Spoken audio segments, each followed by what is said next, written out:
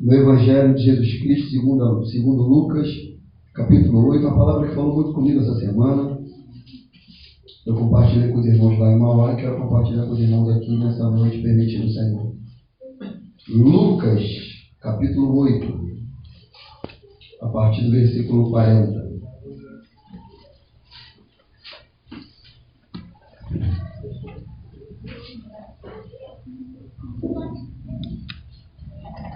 Alexandre, bom, queridão, Isaac, Bianca, Deus abençoe cada um dos irmãos que estão aqui. Amém. Todos abriram? Amém. Está escrito assim, então, o Santo Livro, no Evangelho de Lucas, capítulo 8, a partir do versículo 40. Quando Jesus voltou, a multidão recebeu, porque todos o estavam esperando. E eis que veio um homem chamado Jairo, que era chefe da sinagoga, e prostrando-se aos pés de Jesus, rogava-lhe que fosse à sua casa, porque tinha uma filha única, de cerca de 12 anos, que estava à morte. Enquanto, pois, ele ia, apertavam-no as multidões, e certa mulher que tinha uma hemorragia havia 12 anos, e gastara com os médicos todos os seus haveres, e por ninguém pudera ser curada. Chegando-se por detrás, tocou-lhe a orla do manto, e imediatamente cessou a sua hemorragia. Perguntou Jesus: quem é que me tocou?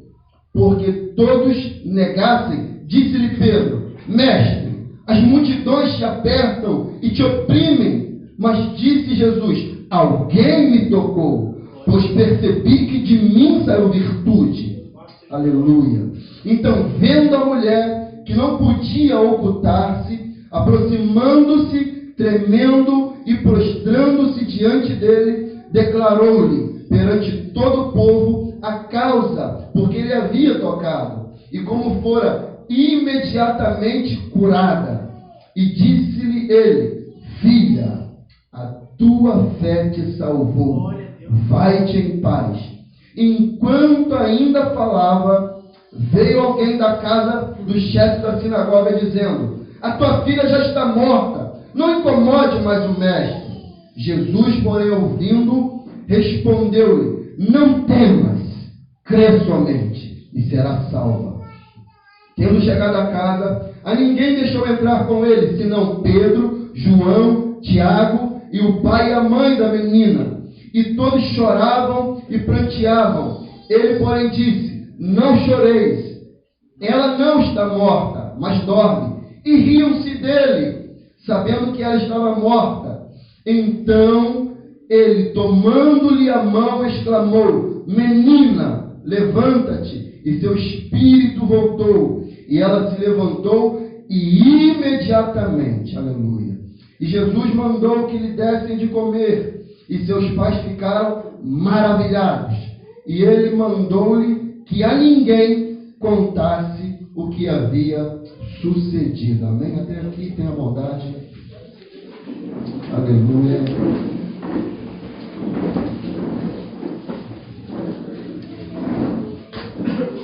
Oh, glória.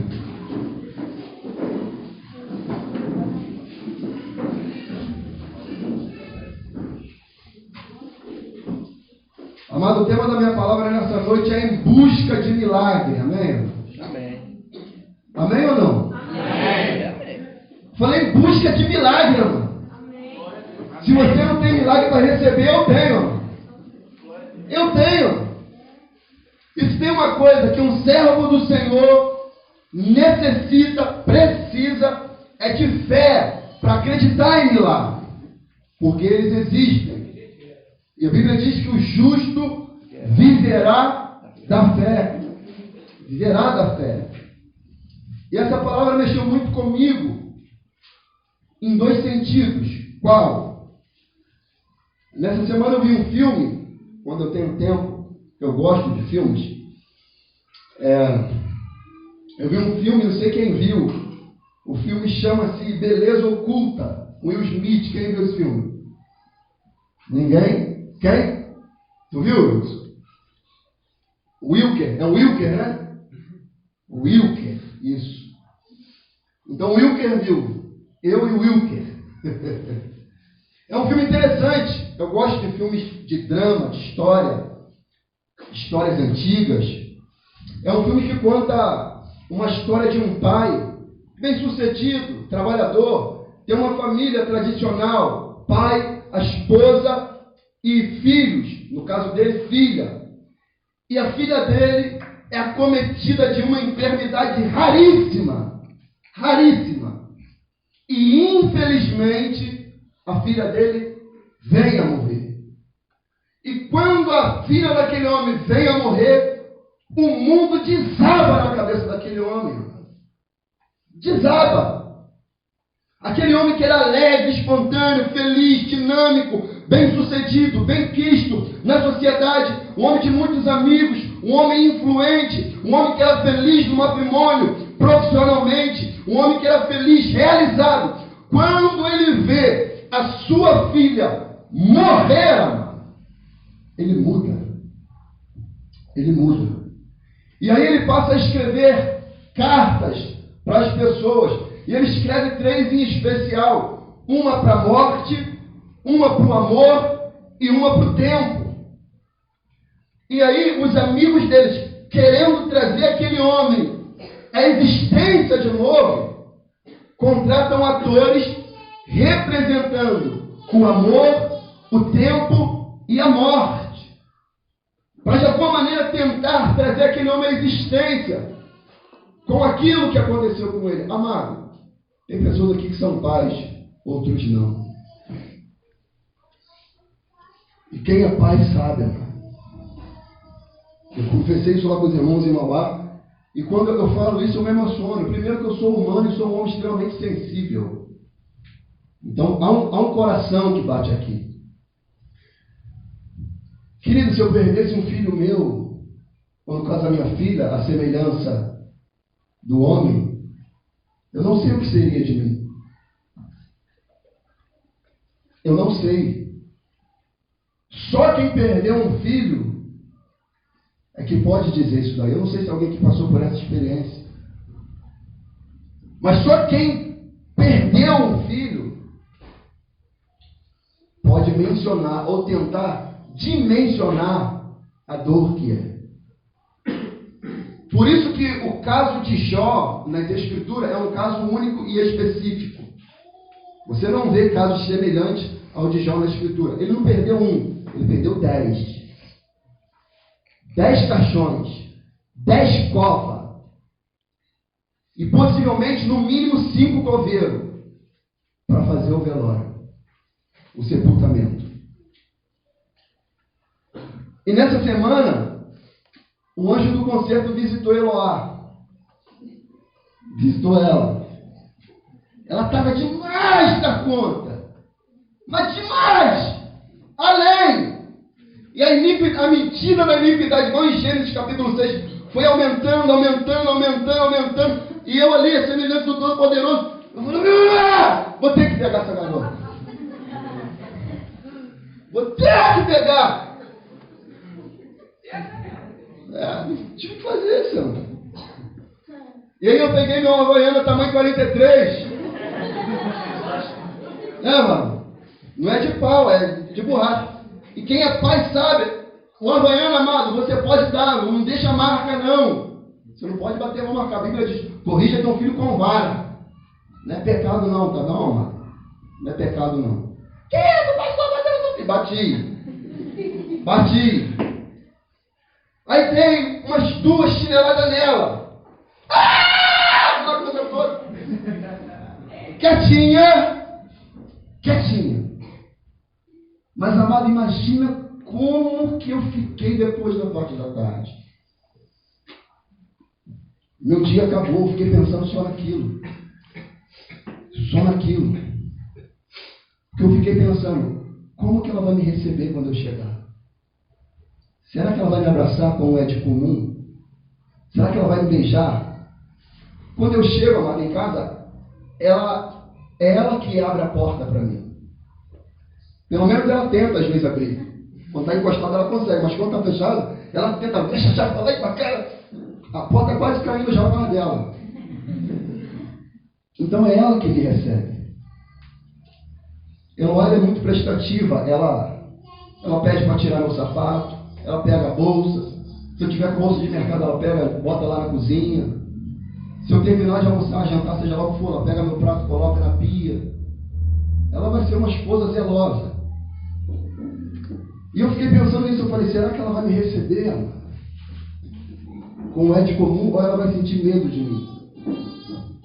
Eu fiquei com esse questionamento na cabeça, e quando eu cheguei, com isso no meu coração, e ela abriu a porta, e ela pulou no meu braço como se nada tivesse acontecido.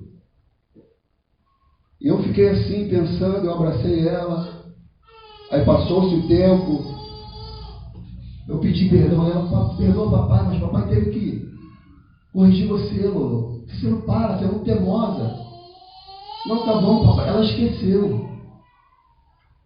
Aí, o link do filme, essa situação, eu falei, e se eu perdesse a minha filha? Com esse tipo de sentimento dentro de mim? Se eu perdesse, será que eu seria o mesmo Ricardo? Alegre, feliz, brincalhão? Será como que se daria meu casamento? Porque o casamento desse homem no filme acabou, mano. A empresa dele estava quase indo a pique, porque ele parou de trabalhar, ele vegetava. Eu pude entender Deus quando nos corrige. A Bíblia diz que Deus corrige e açoita o filho quanto ele ama. E tem por filho. Se está sem a disciplina. Então, amado, ele escreve 3 cartas. Morte, amor e tempo. Você já reparou que a gente costuma falar que a gente não tem tempo para? Então eu costumo dizer que o tempo ele não vai respeitar a nossa inércia quantas situações que a vida nos proporciona. Como o Luan orou aqui, obrigado pelo ato de levantar, de acordar, de estar de pé, se alimentar. Amado, isso é um privilégio violento. Violento acordar, ficar de pé, ter vigor nas pernas, ter um pão para comer, alguém para se relacionar. Isso é um privilégio. Por quê? Porque a morte é uma realidade, amado. Ela pode vir. A gente não tem tempo para nada. E ele questiona a morte. Por que a morte é assim? Por que a morte não respeita a idade? Por que a morte não respeita a classe social? Por que a morte não respeita a etnia? Negro, branco, pardo, moreno, louro. Ela não respeita, mano. Com dinheiro ou sem. A morte não respeita. Sendo Davi ou Adão, a morte chegou. Romanos 5:12 diz assim: portanto, assim como por um só homem entrou o pecado no mundo e pelo pecado a morte, assim também a morte passou a todos os homens, porquanto todos pecaram. Então, por causa de um homem, quem? Adão, a morte entrou. Entrou. E era essa a realidade. Mas só que a morte e o amor são antagônicos. O amor é vida, o amor é vitalidade, o amor é a essência da existência. Sem amor, nada vale, diz a palavra. Então, tudo que for para ser feito, deve ser feito com amor. Então, aproveite as oportunidades que a vida lhe dá, amado. Se for para abraçar tua esposa, abraça. Se for para brincar com ela, brinca. Se for brincar com teu filho, brinca. Abrace-o, beijo, fale que ama. Abrace enquanto é tempo. Se tiver dinheiro para curtir, curta. Viva a vida. Porque a morte e o tempo não vai respeitar. Não vai respeitar. O amor tem que ser experimentado.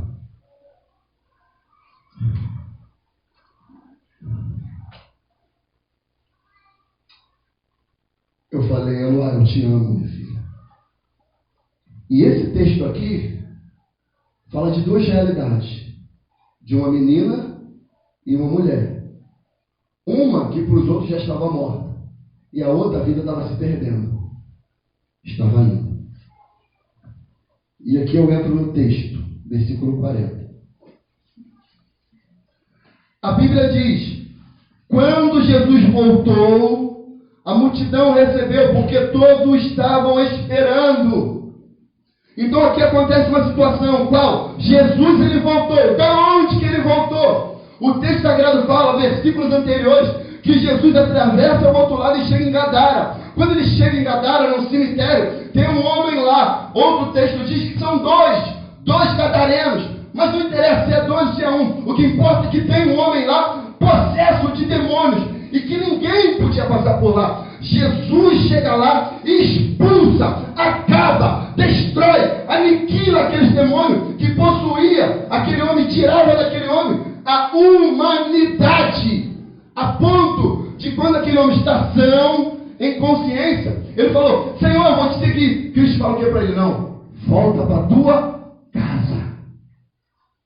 E volta para a tua família e fala quão grande maravilha te tem feito o Senhor. Deixa eu te falar, a maior importância de Deus para mim e para a tua vida não é aquilo que a gente faz para Ele, ainda que seja importante, mas a maior importância de Deus para a nossa vida é a nossa família. Não adianta fazer para o Senhor se a nossa família está em frangalhos, em ruína.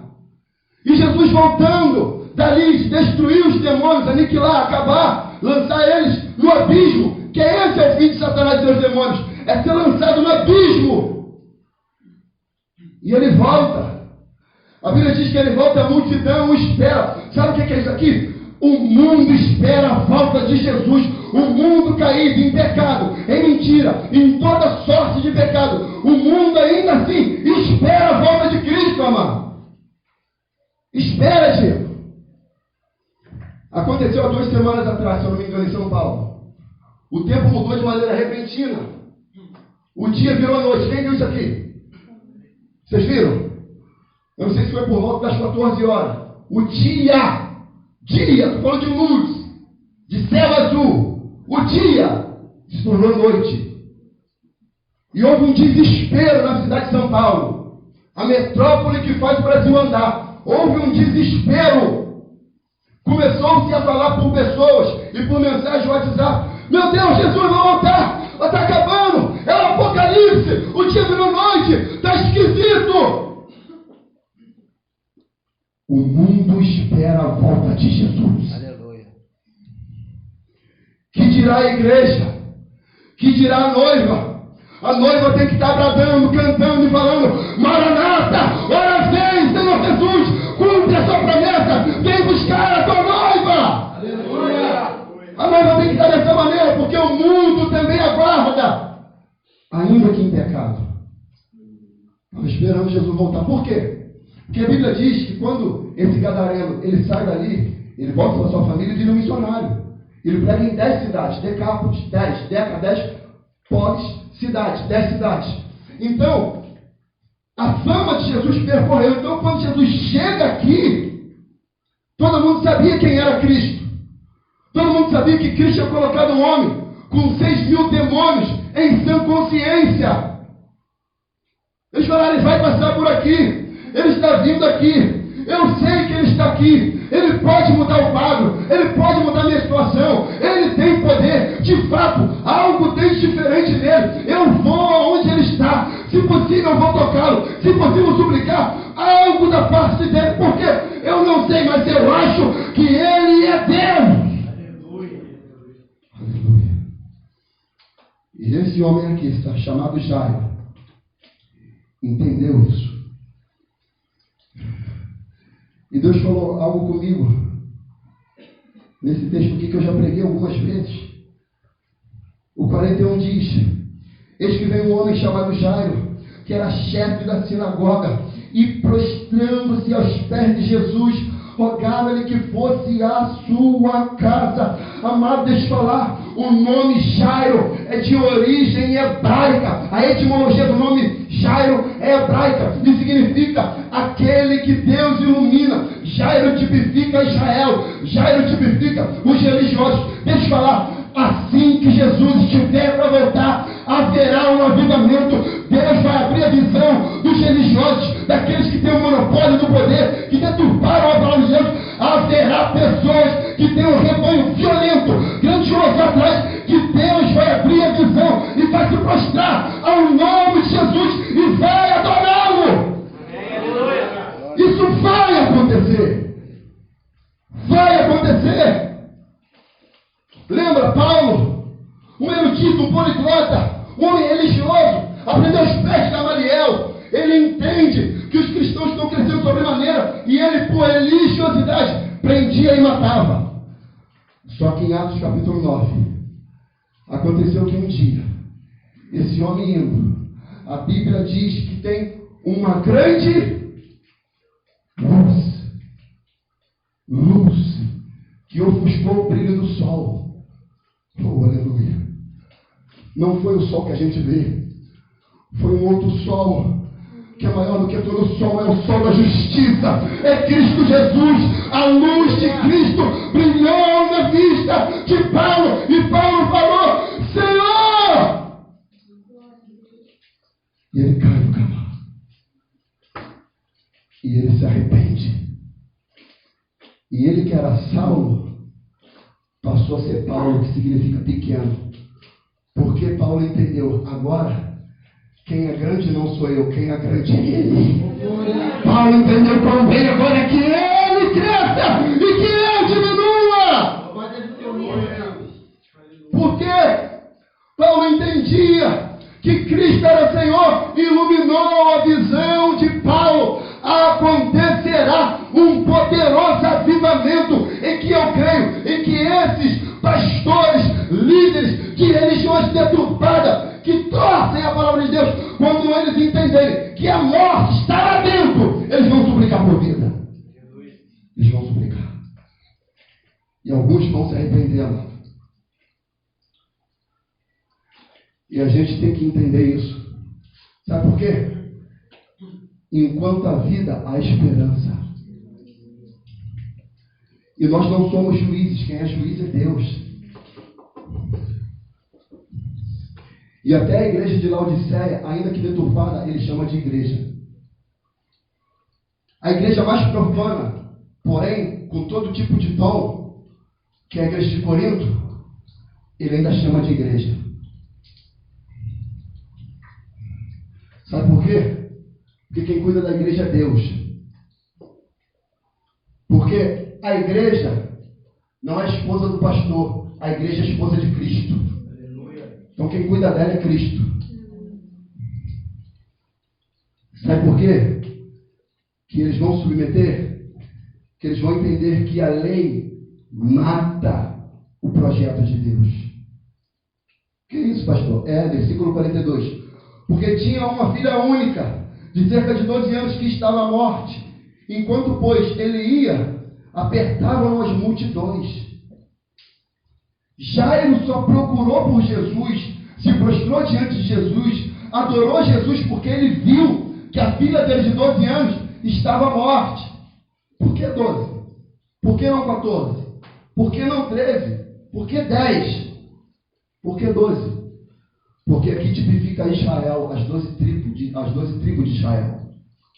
E Deus estava falando para Israel: não adianta ser chefe de sinagoga, não adianta cumprir os ritos da lei, não adianta recitar a lei mosaica, não adianta, porque lei, ela não veio para salvar, lei veio para expor a quantidade de pecado que vocês praticam e quão grandes pecadores vocês são, e que pela lei vocês não serão salvos, porque a lei, ela não salva, pelo contrário, ela mata. E só a graça salva. Só a graça salva. A lei, ela mata o projeto de Deus. A criança que está nascendo dentro. Olha o que Romanos 5,17 em diante ele diz: porque se pela ofensa de um só homem a morte vier reinar por esse, muito mais os que receberam a abundância da graça e o dom da justiça reinarão em vida por um só, Jesus Cristo. Portanto, assim como por uma só ofensa veio o juízo sobre todos os homens para a condenação, assim também por um só ato de justiça, Cristo, por um só ato. Os judeus praticavam vários atos para serem justificados.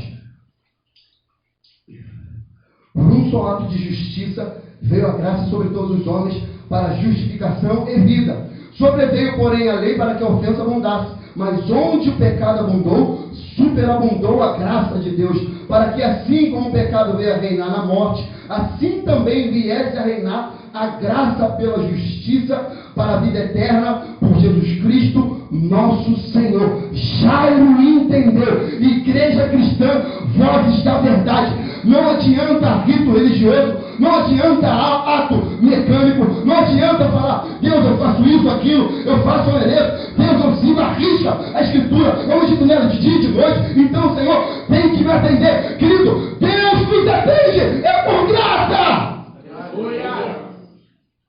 Graça. Graça. Quem de nós, amado, consegue ler a Bíblia dia e noite, todo dia? Eu nunca consegui, amado. Quando a Bíblia fala, medita na Escritura de dia e de noite, ela está falando de um desejo pela Escritura. Uma vez me perguntaram, pastor, eu estou em pecado, eu falei, porque eu já estou uns 3 dias sem conseguir ler a Bíblia direito. E agora? Eu falei, agora o quê? Eu estou em pecado. Se eu morrer agora, eu vou para o inferno. Eu falei, que isso? Calma, minha filha. Abre Gálatas 5, Gálatas 2:16. Tem pessoas que acham que só pelo fato de ler, ou orar, ou jejuar vai ser salvo. Não, você é salvo pela graça. Aleluia. É igual publicando um pecador. Jejum 2 vezes por semana, dou o dízimo de tudo quanto tenho. Não sou como esse publicano pecador.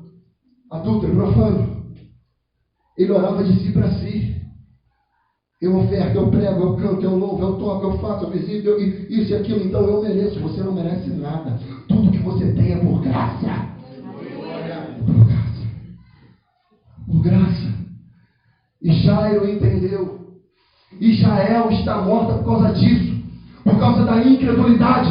Por causa de confiar na lei. Por causa de confiar em Moisés. Por causa de confiar nos ritos. Por causa de confiar nos bodes, nos sacrifícios. Israel está morta por causa disso. As 12 tribos de Israel estão afundadas na morte por causa disso. Não confiam no Cordeiro. Não confiam no sacrifício da cruz. Não creem no Salvador. Eles ainda esperam o Messias. E ali se apoiam na lei de Moisés. E a lei mata os projetos de Deus. Mata. Aniquila. E aí, mas Jairo se arrepende. Ele se prostra. Ele segue Cristo. Só que no meio do caminho acontece algo inusitado. O quê? Jesus está indo para curar uma menina. Só que no meio do caminho aparece uma mulher. E apareceu um homem, por que não? E o 43 diz, e certa mulher que tinha uma hemorragia havia quantos anos? 12. Não podia ser 13? Por que não 13? Mas 12.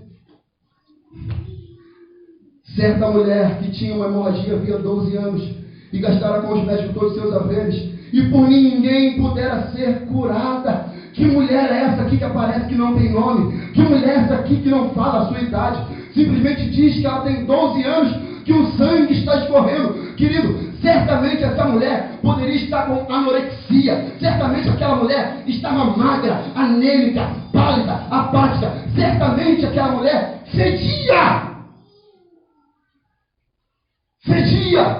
Certamente aquela mulher sofria de depressão. Certamente aquela mulher sofria de complexos internos emocionais. Porque ela estava chazendo em sangue. Havia 12 anos. Sem nutrir relacionamento com ninguém. Não disse se era casada ou não. Outrora, se fosse, não tinha. E nem podia ter relacionamento com o seu marido. Ela estava morrendo. 12 anos. E a Bíblia diz que ela gastou dinheiro, todo o seu dinheiro, mas por ninguém ela podia ser curada. Essa mulher aqui é a igreja de Cristo. E sabe qual é o problema da igreja moderna de Cristo? É que ela acha que ela resolve tudo por dinheiro. O problema da igreja de Cristo hoje que está perdendo a vida, sangue fala de vida. Tira o sangue do seu corpo para ver se você fica em pé. Você cai, você fica fraco. Tem gente que vai doar sangue e fica mole já. Ai, tá bom já. Tá bom, já tirou muito daqui. Doa um pouquinho de sangue, 1 litro. 1 litro? É 1 litro que doa? Vai meio. Rodolfo fica mole assim?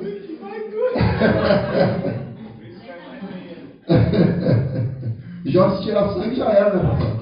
Misericórdia, sequinho. Então, escute. O problema da igreja moderna, de perder a vitalidade, a vida, que Cristo falou: eu sou o caminho, a verdade e a vida. E ninguém vem ao Pai senão por mim.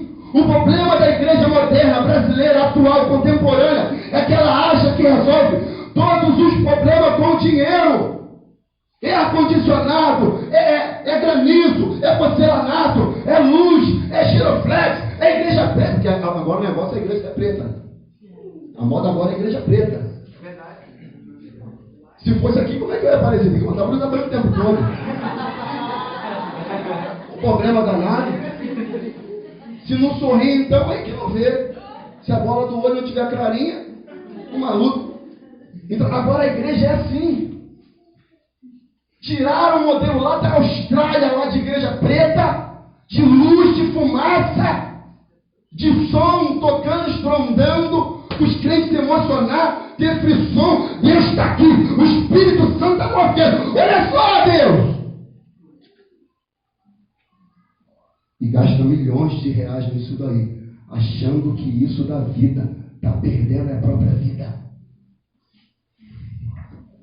Está perdendo a própria vida. Tem situações que acontecem que eu falo: Deus, isso daí não é crente não. Não é possível, não é da igreja, Deus. Não foi o mundano que fez isso. Deus fala: não, fui crente. Teve um retiro de uma grande igreja daqui de Magé. Retiro. Todo mundo foi para lá. Todo mundo foi para lá.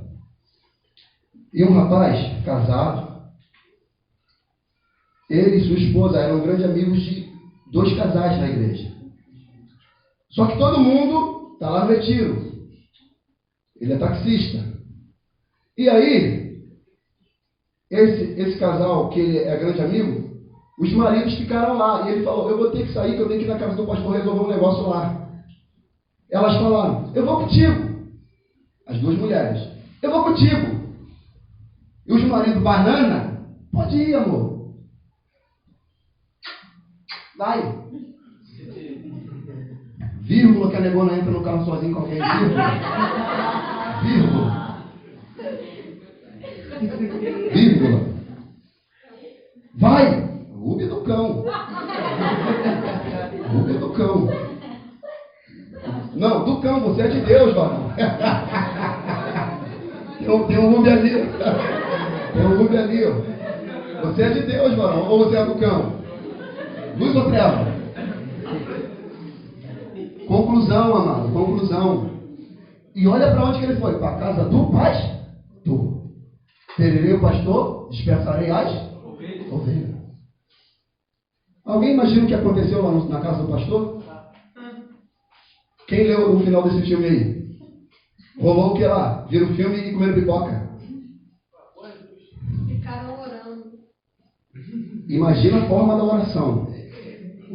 Pesada. E aí, Satanás não é bobo nem nada. O que eles acharam que fizeram no culto, Satanás, soprou.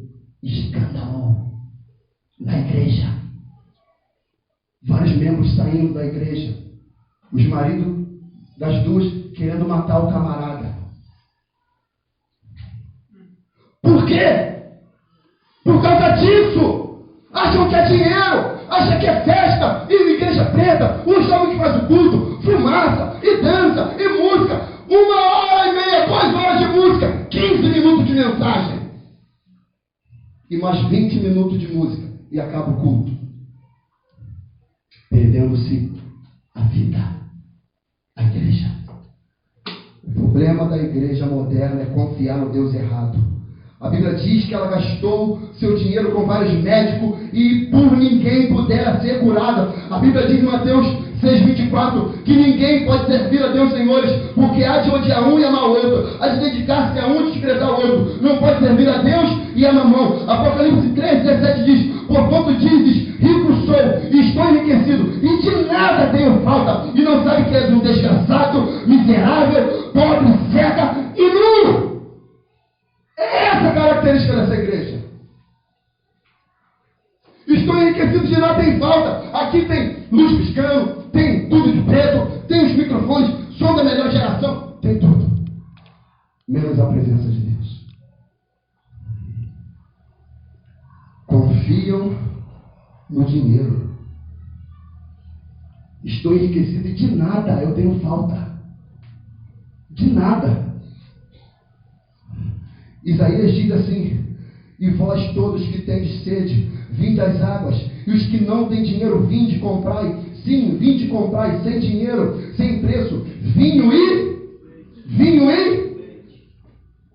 criança bebe vinho? Não. Criança bebe o quê? Leite. Vinho, quem bebe vinho? Adulto. Israel, porque está pequeno na fé, está crescendo, precisa de leite. A igreja precisa de vinho, que é a alegria do Espírito Santo. Mas vinde comprar sem dinheiro. Não, a gente precisa do seu dinheiro. Eu fico triste, amado. Aí o pastor, sem saber o que fazer, que foi na casa dele, vários membros saíram: pastor, você vai fazer o quê? Mas eu não estava lá, eu simplesmente confiei a ele. As irmãs falaram que iam para lá para ajudar ele. Eu não tenho nada a ver com isso, não quero saber. E a igreja rachada. Por quê? Bebe leite o tempo todo, mano. Uma igreja que vive de leite e não de vinho. Versículo 44. Aí essa igreja, ela está perdendo sangue, ela está perdendo vida, ela precisa tomar uma atitude. O versículo 44 diz: chegando-se por detrás, tocou-lhe na orla do manto e imediatamente cessou a sua hemorragia. Perguntou Jesus: quem é que me tocou? Como todos negassem, disse-lhe Pedro: mestre, as multidões te apertam, te oprimem.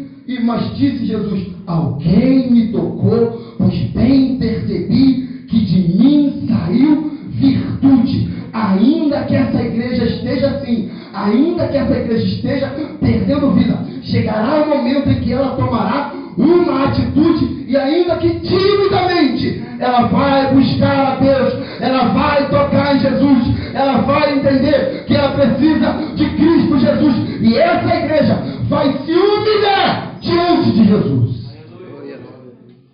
E a vida de Jesus vai emanar nessa igreja de novo. Vai emanar. Lembra de Nicodemos? Eu vou ver se ele é Deus mesmo. Vou ver se de fato Deus está com ele. Mas não vou de dia não, eu vou de noite. Tímido. Mas ainda que com timidez, buscaram a Deus. Eu creio, amado, que essas igrejas, não todas, mas eu creio que assim que Jesus estiver para voltar, essas igrejas vão se humilhar a Jesus de novo. Vão se humilhar e vão buscar ao Senhor. Aleluia. E sabe o que me deixa estupefato em Deus? Porque se a gente fosse Deus, eu falo por mim, eu não salvaria nem a minha, mano. Eu não salvaria nem a mim. Isaías diz algo assim, Isaías 55:6. Buscar o Senhor enquanto se pode achar, invocar enquanto ele está perto. Versículo 7. Deixe-o ir para o seu caminho, o homem maligno em seus pensamentos, e volte-se ao Senhor, que se compadecerá dele, para o nosso Deus, porque é generoso em perdoar. Perdoar. Amado, quem foi traído sabe o quanto é difícil perdoar. Sabe o quanto é difícil. E a igreja de Cristo faz isso diariamente. Eu não falo a noiva no contexto geral, que a noiva é santa, é imaculada. Mas a igreja, instituições, infelizmente, faz isso todos os dias. Agora, você acredita que agora está acontecendo adultérios espirituais? Está acontecendo. Só que o nosso Deus é diferente, irmão. O nosso Deus era diferente. Se não, vejamos o versículo 47, olha só, você vai entender. Então, vendo a mulher que não passara despercebida, aproximando-se tremendo e prostrando-se diante dele, declarou-lhe perante todo o povo a causa por que ele havia tocado e como fora imediatamente curada. E disse-lhe: filha, a tua fé te salvou. Vai-te em paz. Paz. Escute, olha para cá. Essa mulher aqui, sabe o que podia acontecer com ela? Ser morta, apedrejada. Porque o salário do pecado é a morte. Ela impura tocou em alguém puro, Cristo. E como ela tocou e quem olhou para ela viu que ela era impura, indigna, não podia, ela se escondeu, ficou com medo. Ela falou: eu vou morrer, e o primeiro a me dar a pedrada vai ser ele.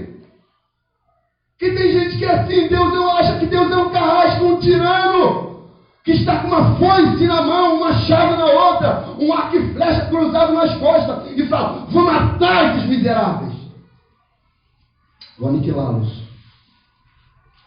Mas quando Jesus entende que alguém tocou nele de maneira diferente, aleluia, ele falou: peraí, alguém me tocou, mestre. O quê? A multidão te aperta, te oprime, tu disse quem me tocou? É, porque eu bem sei que de mim saiu virtude. Aleluia. Você não deu glória porque você não entendeu, amado. Porque no meio da multidão tem pessoas que vêm buscar a Jesus com sinceridade. No meio dessa multidão tem pessoas que entraram aqui e falaram: não, eu vou no culto hoje em busca do meu milagre. Não, eu vou no culto hoje porque eu preciso de Cristo. Não, eu vou no culto hoje porque eu tenho necessidade dele. Eu vou tocar na hora do manto. Eu vou. E eu não quero saber, eu não vou ficar com vergonha. Diga glória a Deus, aleluia, não. Porque eu preciso tocar em Cristo nessa noite. Eu preciso. E ele não vai me matar. Ainda que eu tenha medo, ainda que eu trema, ainda que eu tenha medo dele me matar, porque eu sei que eu sou pecadora, que eu sou pecador, que eu falhei hoje. E eu não sabia nem como eu viria no culto, mas eu vim.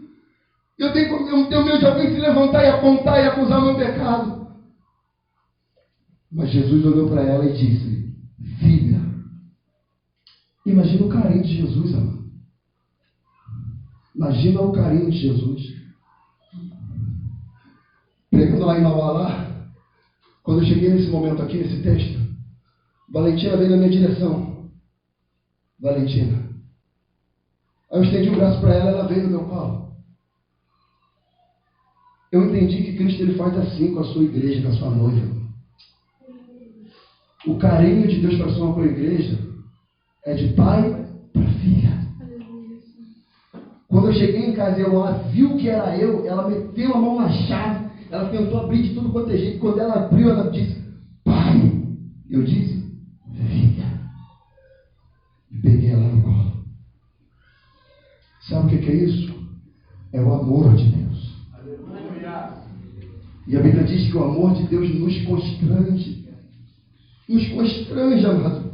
Romanos 5,8 diz assim: mas Deus dá prova do seu amor para conosco, em que quando éramos ainda pecadores, Cristo morreu por nós. Logo mais, sendo agora justificados pelo seu sangue, seremos por ele salvos da ira. Porque se nós, quando éramos inimigos, fomos reconciliados com Deus pela morte do seu Filho, muito mais estando já reconciliados, seremos salvos pela sua vida. Deus ele prova Tem alguns pecados que a gente não esquece. Tem alguns pecados que ficam na nossa memória. E a primeira vez que eu li esse texto aqui, Romanos 8, eu entendi o amor de Deus. E parece que o Espírito Santo colocou a imagem minha todo sujo. Um pecado no carnaval, muito louco, muito doido. Dia de quinta-feira, em Magé. Aí Deus falou assim comigo: Ricardo, você está lembrando disso, desse dia? Eu falei: eu estou, Senhor. Você sabia que eu te amava assim? Glória a Deus. Glória a Deus. Eu não te amo porque hoje você prega. Eu não te amo hoje porque você lê a minha palavra.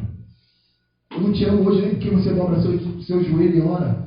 Porque você participa, porque você faz, porque você vai, porque você vem. Eu te amava desde aquele tempo lá. Lá. Eu te amava, era assim, lá. Todo sujo, porco, imundo, cheio de chumbo, cheio de demônios. Foi dessa maneira que eu te amei, Ricardo. Foi dessa maneira.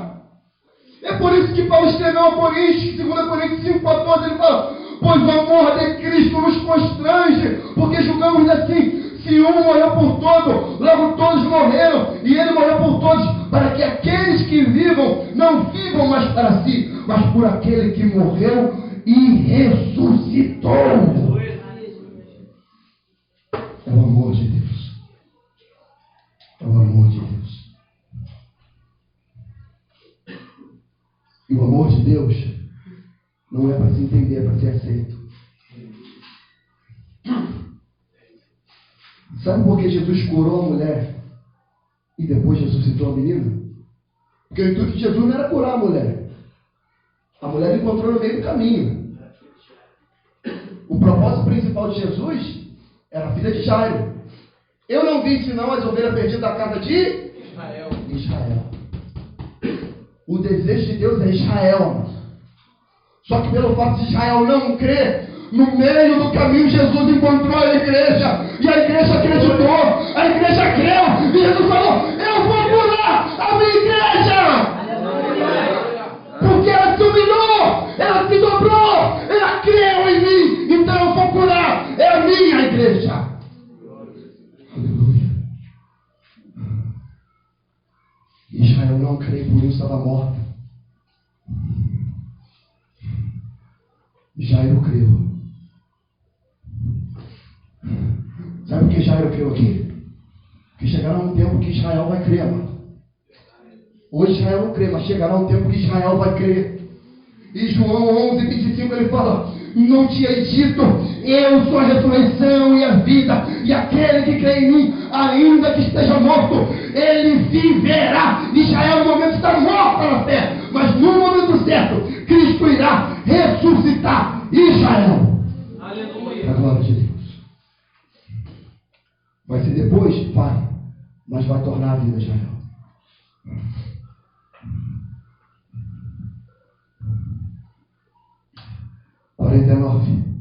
E quando ainda falava, veio alguém da casa do chefe da sinagoga dizendo: a tua filha já está morta, não incomode mais o mestre. Jesus, porém, ouvindo, respondeu: não temas, crê somente e será salva. Tem gente que é assim. Tem gente que é assim, ó. Tem pessoas que é assim. Você está buscando Cristo, você está se humilhando aos pés de Cristo, você recebeu uma palavra de cura, de milagre, de transformação da parte de Cristo. Vai ter gente que vai abordar Cristo no meio do seu caminho, no meio da caminhada, e falar: não importune mais o mestre, já está morto o teu casamento, já está morto o teu trabalho, já está morto o teu caráter, você fumou de novo, você cheirou de novo, você olhou essa mulher de novo, você deitou com esse homem de novo, você deitou com essa menina de novo, está morto, não incomoda mais Jesus, ou seja, não vai mais para a igreja, não toca mais, não canta mais, não oferta mais, não faça mais nada, porque já está morta. Mas Cristo falou: não temas, crê somente. Não dê ouvido às palavras negativas. a seu respeito, as promessas de Jesus, ao poder de Deus. Ouça e creia a palavra que Jesus falou. Porque esse tipo de gente é intrometida. Jesus ainda estava falando. Se intrometeu no meio da conversa onde não era chamado. Aqui, 49 fala, enquanto ainda falava. Tem gente que é maligno, seu casamento vai acabar. Você está conversando com o irmão em Cristo, chega alguém, olha só, desculpa se intrometer, mas se eu fosse você, eu largava ele. Se você largava ela, maluco, você é novo, e você trabalha, vai fora, fica se humilhando. Ou se você dá um soco na fuça dele, deu volta em você, vai dar mole. E você está lá, no meio do caminho, conversando com Cristo, acreditando no milagre. Para com isso. Para que casar? Para quê? Cristo falou, não temas, crê somente, Jairo. Não temas, Jairo, crê somente. Cristo está falando, Jairo, não dê ouvido a essas pessoas, Jairo. Essas pessoas não querem que você viva um milagre. Essas pessoas não querem que você viva o sobrenatural. Jairo, não temas, Jairo. Não morreu não, Jairo. Crê somente. Crê somente. João 11:40 fala, não te disse, se credes verás a glória de Deus. Marcos 9:23 diz Cristo, se tu crê, tudo é possível ao que crê. Tudo! Aquilo que você acha mais difícil, praticamente impossível, na visão de Cristo é possível sim. Não temas, não temas, não temas, não temas, crê somente. Sabe quantas palavras tem não tema na Bíblia? Chuta. 375 dias. Ou palavras. Tem a palavra escrita não temas na Bíblia. É Deus falando para mim e para você. Em todo dia do ano que você viver, não temas. Não temas.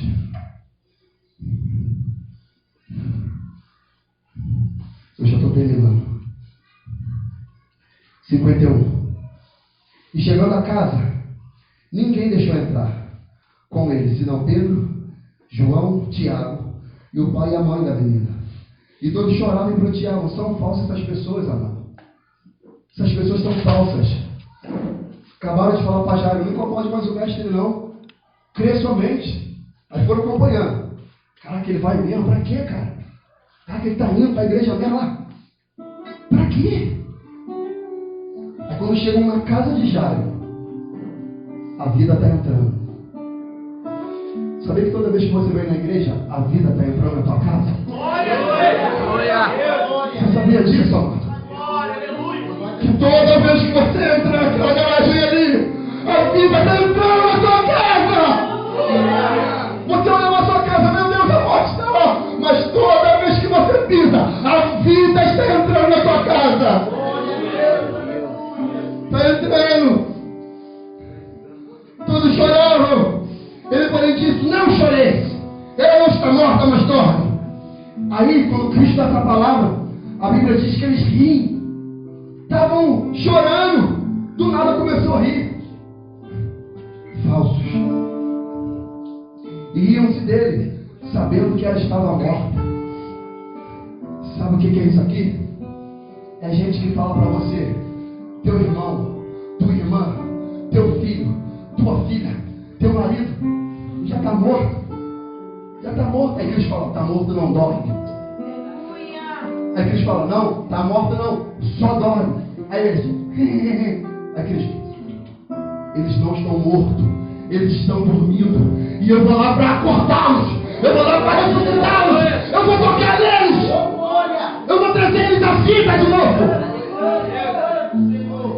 E nós, na hora que eu entrar na casa deles, vocês que estão chorando e rindo de falsidade, só quem vai viver o milagre são poucas pessoas. Poucas pessoas vão viver esse milagre com você. A Bíblia diz que Jesus falou, só vai dar Pedro, Tiago, João, o pai e a mãe. Poucas pessoas vão experimentar o milagre que Deus vai fazer na tua vida. Poucas pessoas. Poucas pessoas vão ver seu marido se convertendo. poucas pessoas vão ver tua filha se tornando uma mulher santa, uma mulher de Deus. Poucas pessoas vão ver o teu filho largando cigarro, bebida e pegando a palavra de Deus e indo para a casa de Deus. Poucas pessoas vão ter esse milagre. Sabe por quê? Porque eles não são dignos de participar do milagre. Porque eles choraram de falsidade, riam de falsidade. E Jesus falou, eles não, no caso ela não está morta, ela dorme. E eu que desperto todos, vou lá tocar para ela voltar à vida de novo. Glória a Deus.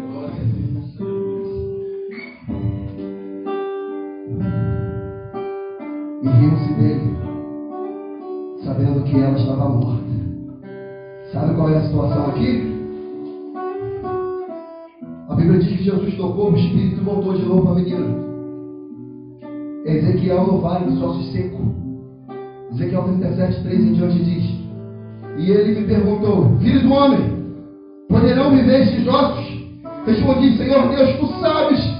Então me disse, profetiza sobre estes ossos e diz-lhe, ossos secos, ouvi a palavra do Senhor. Assim diz o Senhor teu Deus a estes ossos, eis que vou fazer entrar em vós o fôlego de vida, e vivereis, e porei em vós o meu espírito, e vivereis, e vos porei na vossa terra, e sabereis que eu sou o Senhor, e falei e cumpri, diz o Senhor. A palavra de Deus diz para você, continua profetizando o milagre,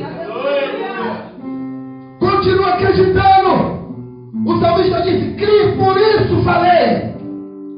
Continua orando, falando, Senhor, eu acredito no milagre, eu acredito na cura, eu acredito na libertação, eu acredito na restauração. Eu creio, Senhor, eu vou profetizar. Ele está seco, ele está morto, mas eu sei que no momento certo o Senhor vai ordenar o espírito de vida para ele de novo. Crê somente, crê somente. E o último versículo, grupo de louvor. No Evangelho de Jesus Cristo, segundo Lucas, capítulo 8, a palavra que falou muito comigo essa semana. Eu compartilhei com os irmãos lá em Mauá e quero compartilhar com os irmãos aqui nessa noite, permitindo o Senhor. Lucas, capítulo 8, a partir do versículo 40.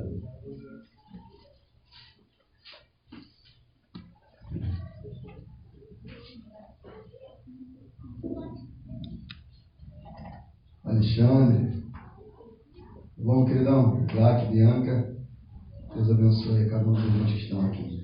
Amém. Todos abriram? Amém. Está escrito assim, então, o Santo Livro, no Evangelho de Lucas, capítulo 8, a partir do versículo 40.